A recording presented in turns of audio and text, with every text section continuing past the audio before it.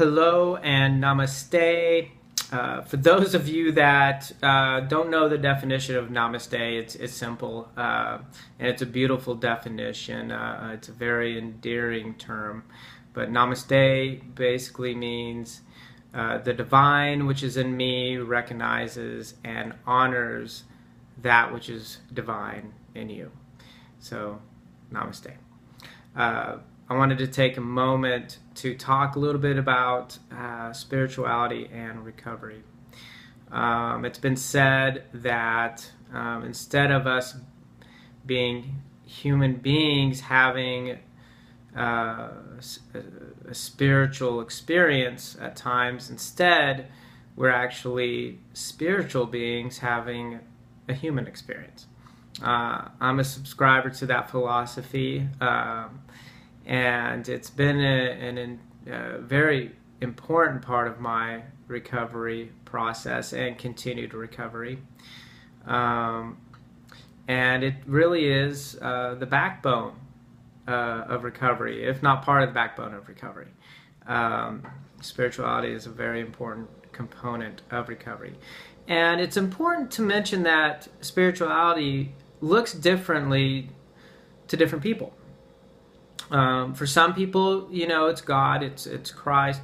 For others, it's Buddha, it's Krishna. For others, it's other things. I met one point in my journey, I came across a astrophysicist.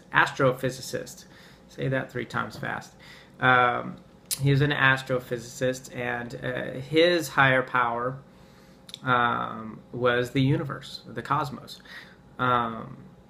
And so it's different for everybody. But most importantly, it's something that along your journey of recovery is something that you really have to define for yourself and live by what what it is that spirituality teaches you. One of the wonderful thing about spirituality or about world religions in general is, all the different religions around the world have very common core values at its core.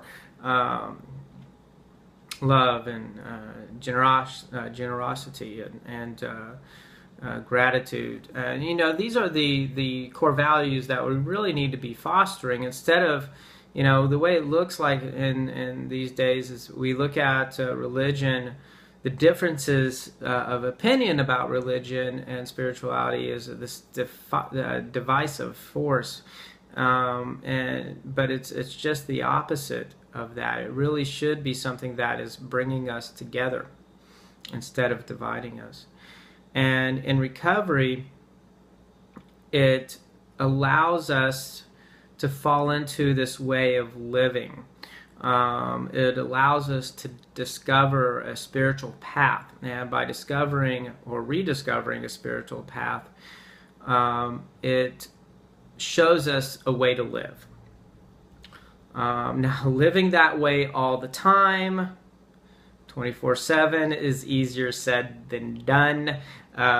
We are human beings after all, and with that said, I've heard someone say that, as human beings, we're not perfect. If anything, we're perfectly human, which means we come with all the flaws and faults and weaknesses and strengths that human beings come with. So it's not a perfect journey by any means. Whether you're looking at a spiritual path or recovery, it's not a perfect journey.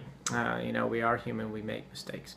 But it's the important thing is we get up, dust ourselves off, learn from those mistakes, and really desire to do better. My spirituality has evolved over the years, but an important component of my spirituality in my recovery has been meditation. I would hope that it will always be meditation. It really helps centers me. And really helps to guide me through my life, and it's a really important part of my spirituality.